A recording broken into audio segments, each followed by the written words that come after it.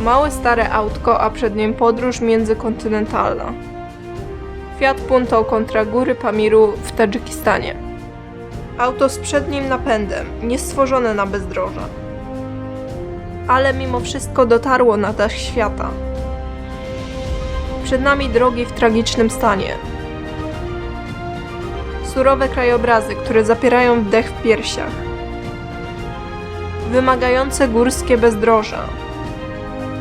A pośród pustkowi niezwykle gościnni ludzie. Nie wiemy, czy miejskie autko przetrwa ten offroad. Nie wiemy, co trafia do baku podczas tankowania. Nie wiemy, co czeka za następną przełęczą. Ani czy autko nie odmówi posłuszeństwa. Ale jedno wiemy na pewno. Ta podróż ma głębszy sens. Jedziemy nagłaśniając akcję charytatywną dla dwojga dzieci w potrzebie. Dla Czesia i Stasia, dla których codzienność to walka o sprawność, leczenie i samodzielność. Witamy w ekstremalnie tanich podróżach. Fiatem Punto na dach świata. Offroad w sercu Pamiru. W poprzednim odcinku pokazaliśmy barwne oblicza drogi przez Czeczenię, Kazachstan, Uzbekistan i Tadżykistan, a następnie najciekawsze odcinki trasy Pamir Highway, prowadzącej wzdłuż surowej granicy tadżycko-afgańskiej, która w końcu doprowadziła nas w bezkresne góry Pamiru.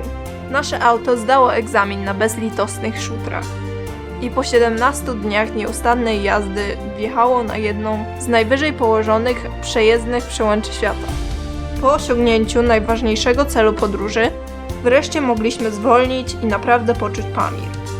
Zjeżdżać z trasy tam, gdzie docierają nieliczni, by móc podziwiać obłędne krajobrazy, by poznać ludzi żyjących w zupełnie innym rytmie, by podejrzeć ich codzienność prostą, lecz wymagającą, by przekonać się, jak pracują i z czego żyją, by choć przez chwilę stać się częścią ich rzeczywistości.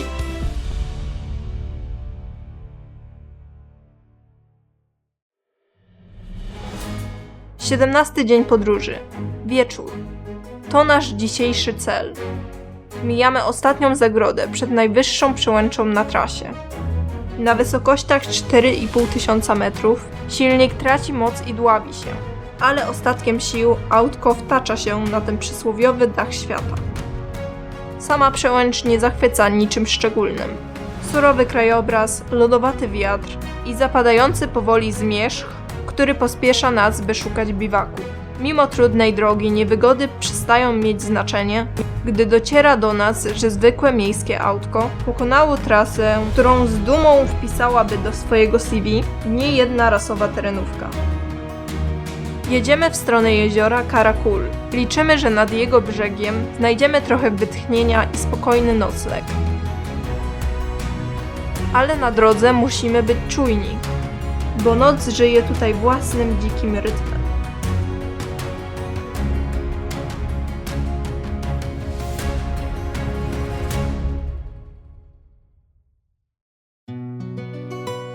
Noc spędziliśmy przy małym strumieniu płynącym ku jezioru Karakul. Na otwartej przestrzeni w nocy nie znaleźliśmy lepszego schronienia. Za dnia jednak miejsce to odkryło swoje piękne oblicze. Bezkres suchej doliny, poprzecinany zielonymi wstęgami, leniwie meandrującego strumienia. Na tak rozległej przestrzeni można poczuć się niezmiernie małym, ale jednocześnie wolnym, jakby ten świat na chwilę należał tylko do nas. Mamy tydzień czasu na eksplorację Pamiru, więc niespiesznie ruszamy w kierunku jeziora Karakul. Wyjeżdżając na asfalt, dojeżdżamy jednocześnie do granicy z Chinami. Płot kolczasty zapobiega wejściu na pas przygraniczny. Jezioro już widać na horyzoncie. Tylko czy przejedziemy przez te bezdroża do jego brzegów? Offroad wokół jeziora sprawia niesamowitą frajdę. Grunt nie jest sypki, więc nie ma obaw o nieprzejezdność. Czasem zdarzają się trudniejsze odcinki, ale nasze Punto jak dotąd jeszcze nas nie zawiodło. Do samego brzegu nie dojedziemy, bo brzeg jest bagnisty, ale nawet stąd widoki są obłędne. Przyjrzyjmy się bliżej temu niesamowitemu miejscu.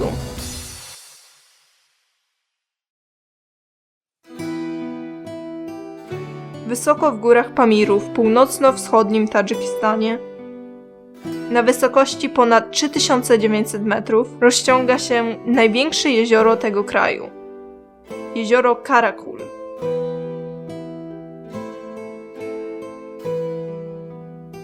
Przy długości około 33 km i szerokości 24 km jest to jedno z najwyżej położonych, tak dużych jezior Azji. Część wschodnia jeziora jest dość płytka, do 22 metrów. Zachodnia za to osiąga głębokość do 236 metrów.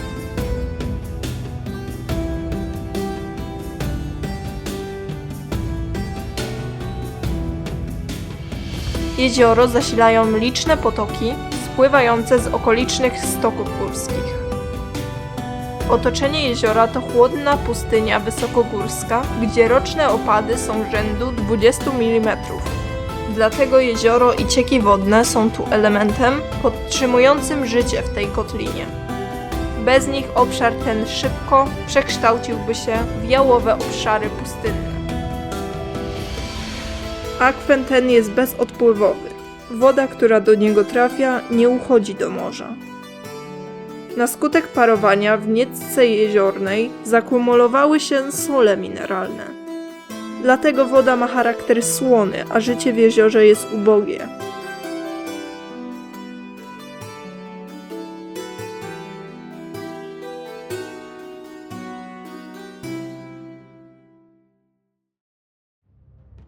Czas ruszyć w drogę, by poznać inne tajemnice Pamiru. Mijamy rozproszone, spartańskie gospodarstwa pasterskie, samotnie wpisane w bezkres górskiej przestrzeni.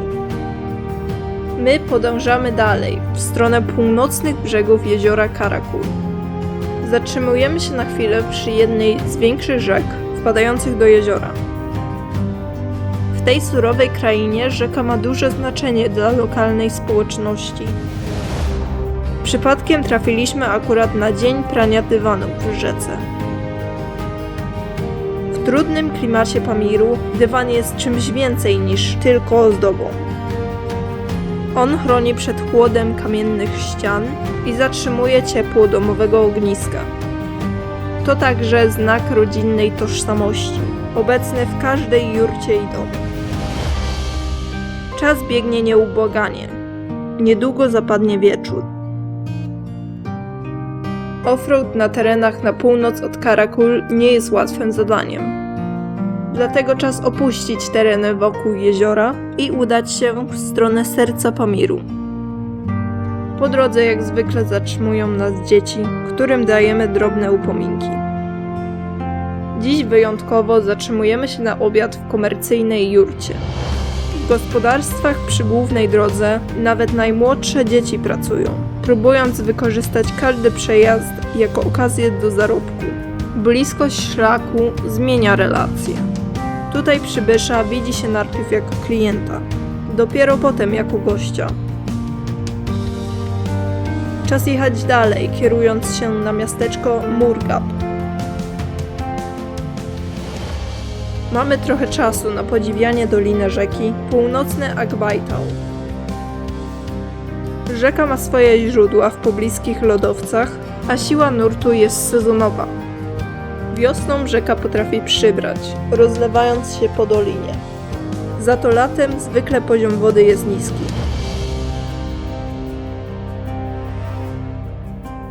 Jadąc dalej w stronę Murgab napotykamy kanał naprawczy dla samochodów. To dobra okazja, by sprawdzić, czy na szutrach nie zgubiliśmy elementów podwozia.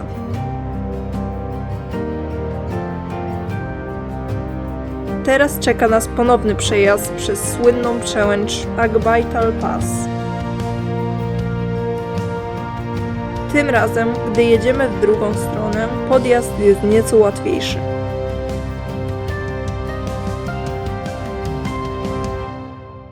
Powoli robi się ciemno, więc czas szukać miejsca noclegowego. Noc spędziliśmy w pobliżu cmentarza w Murgab. To była długa noc.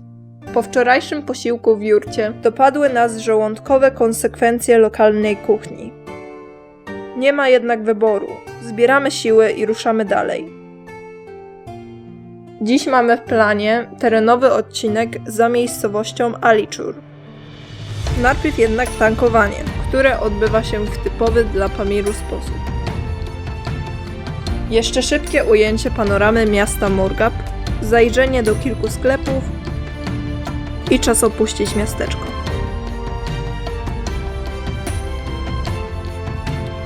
Po drodze postanawiamy zjechać tam, gdzie nie prowadzą żadne ścieżki. Tak trafiamy do samotnej jurty stojącej z dala od głównego szlaku. W miejscu odciętym od turystycznego ruchu gospodarze przyjmują nas z autentyczną, bezinteresowną życzliwością. Opowiadają o życiu w tych surowych, wysokogórskich warunkach i pokazują swoje codzienne obowiązki, jak choćby suszenie łajna stanowiącego opał. Tutaj nie ma udawania, to prawdziwa mieszkalna jurta, a nie turystyczna inscenizacja.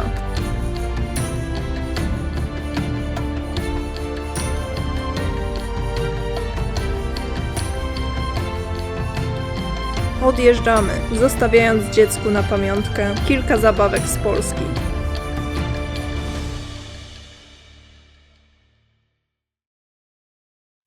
Do miejscowości Alichur już niedaleko. Im bliżej osad, tym więcej spotykamy stad kóz i owiec. Miasteczko Alichur leży nad rzeką o tej samej nazwie, a w osadzie jak zwykle podbiegają do nas dzieci liczące na upominki. Zjeżdżamy z głównej trasy na offroad wzdłuż rzeki Alichur. Droga jest trudna jak na mały samochód, ale damy radę.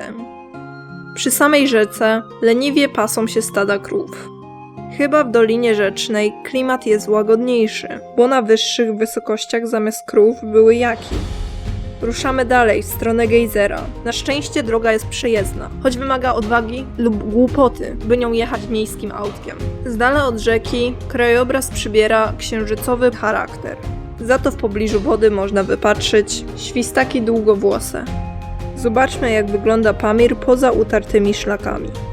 Mimo częstego zachmurzenia obfite deszcze są tu rzadkością. Dlatego życie jest w stanie przetrwać tu głównie przy rzekach oraz wokół niektórych niezbyt słonych jezior. Jeżdżenie po ścieżkach na wysokościach niemal 4000 metrów, gdzie mało kto się zapuszcza, sprawia wiele frajdy. Jednocześnie coraz wyraźniej odczuwamy skutki wysokości, a choroba górska wymusza częste postoje. Dziś już nie mamy siły jechać dalej, więc pora znaleźć nocleg. Opuszczona wioska wydaje się dobrym schronieniem przed wiatrem. Zanim jednak zapadnie zmrok, rozejrzyjmy się po okolicy. Na pierwszym planie widać pozostałości gospodarstw pasterskich. Na mapach ta osada figuruje jako Akjar, ale najwyraźniej jest niemal całkowicie opuszczona. O sezonowej obecności ludzi świadczy jedynie świeże łajno w zagrodach oraz składające się z niego suszące się cegły służące za opał. Mimo że płaskowyże Pamiru to sucha pustynia z opadami rzędu 60 mm rocznie, to doliny rzeczne zasilają tę krainę w życiodajną wodę. Dzięki temu mogło tu rozwinąć się pasterstwo. Rzeka Alichur na swoim przebiegu tworzy liczne płytkie jeziora, a tereny podmokłe wokół tych jezior tętnią zielenią traw.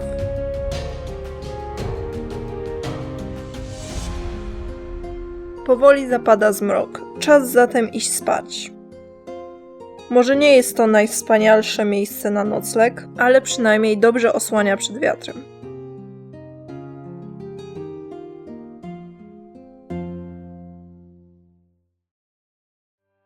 Nadszedł nowy dzień, zachmurzenie spore, lecz jak zwykle bez opadów. Czas ruszyć w drogę. Dziś naszym celem jest gejzer. Ścieżka, którą mamy jechać, jest ledwo widoczna. Ale autko radzi sobie zaskakująco dobrze. Docieramy do najbardziej grząskiego fragmentu przejazdu. Błoto miesza się tu z wystającymi kamieniami. Mamy nadzieję, że nie ugrzęźniemy, ani nie zawiesimy podwozia na większym głazie.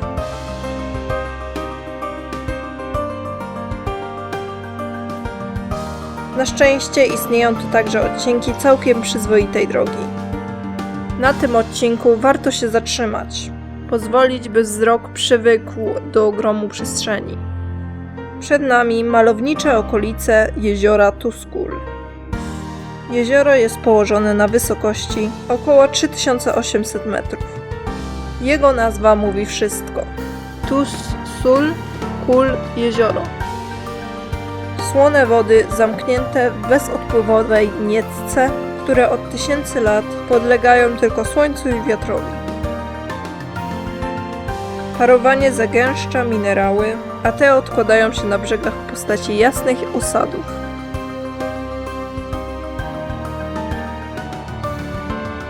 Tafla mieni się odcieniami mlecznego błękitu.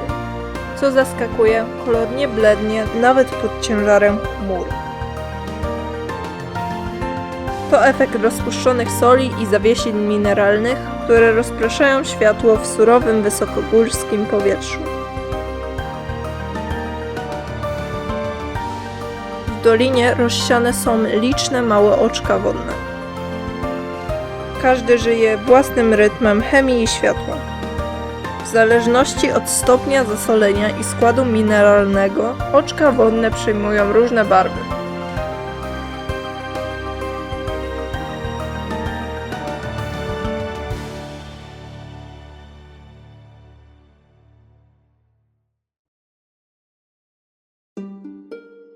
Jedźmy dalej w kierunku gejzeru. Droga staje się coraz bardziej wymagająca. Niepozorne kamienie przegapione w pędzie wymuszają kolejne postoje, a jednak nic dotąd nie zdołało zatrzymać nas na dobre. Skręcamy w ledwo widoczną ścieżkę opadającą ku dolinie rzecznej. Pośród tej bezkresnej przestrzeni jesteśmy ledwie punktem na mapie. Mimo to jedziemy dalej, bo ciekawość tego, co kryje horyzont, sprawia, że kurz i zmęczenie tracą jakiekolwiek znaczenie. Dojeżdżamy do bardzo odizolowanego od świata gospodarstwa. Nie przypuszczaliśmy, że na takim odludziu ktokolwiek może mieszkać. A jednak nawet w tej surowej krainie żyje farmerska rodzina. W górskim słońcu czas płynie wolniej, a przeszłość splata się z dniem dzisiejszym. Ludzie żyjący w górach Pamiru są bardzo gościnni. Zostaliśmy zaproszeni do domu na drobny poczęstunek. Tak wygląda kuchnia. Piec typu koza jest źródłem ciepła i miejscem przyrządzania posiłków. A to już główna izba. Jest to pomieszczenie ogólnego użytku. W nocy służy za sypialnię, a w dzień spożywa się tu posiłki i chroni się przed palącym górskim słońcem. Życie w tym odizolowanym zakątku bardzo różni się od naszej codzienności. Tu tradycja i samowystarczalność są koniecznością. Z żalem opuszczamy gospodarzy i jedziemy dalej w stronę gejzera. Na mapie widnieją dwa gejzery. Na miejscu okazuje się jednak, że w rzeczywistości jeden z nich jest wyschnięty, a to, co po nim zostało, to niepozorne zagłębienie w terenie, nie przyciągające większej uwagi. Uwagę w tym miejscu przyciąga natomiast dolina rzeczna. Wysuszone zbocza gór opadają ku dolinie, niemal pozbawione życia. A jednak pośrodku tej jałowej przestrzeni rzeka Aliczor tworzy wąską wstęgę soczystej zieleni. To właśnie tutaj od pokoleń osiedlają się nieliczni pasterze, korzystając z daru życia, który wody tej rzeki przynoszą. Z lotu ptaka można zaobserwować bogactwo życia w rzece. Niektóre strumienie są krystalicznie przejrzyste aż po samo dno. W ich chłodnych wodach można dostrzec ryby skrywające się w nurcie. Inne niosą mętną wodę stopniejących lodowców, barwiąc rzekę mleczno-zielonkawym odcieniem.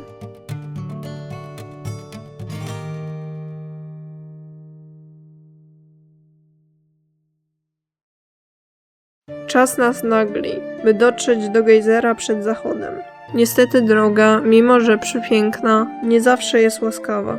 W mocno rozrzedzonym powietrzu silnik jest bardzo słaby, więc by pokonać niektóre podjazdy, musimy wypakować wszystkie bagaże i przenieść je o własnych siłach. Wszelkie niewygody wynagradzają obłędne scenerie, których być może nawet byśmy nie zauważyli, gdyby nie wymuszone postoje spowodowane zbyt niską mocą silnika na 4000 metrów wysokości.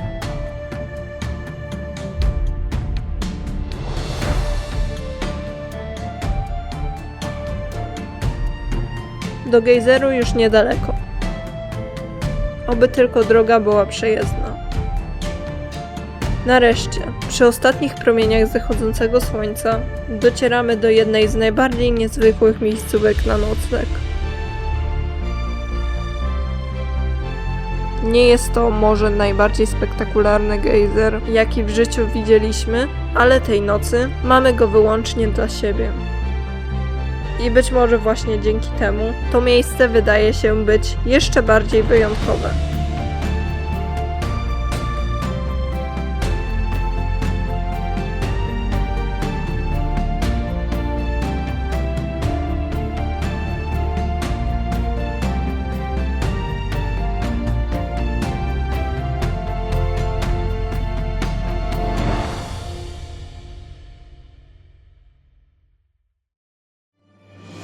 Minęły pierwsze nasze dni w sercu surowego Pamiru.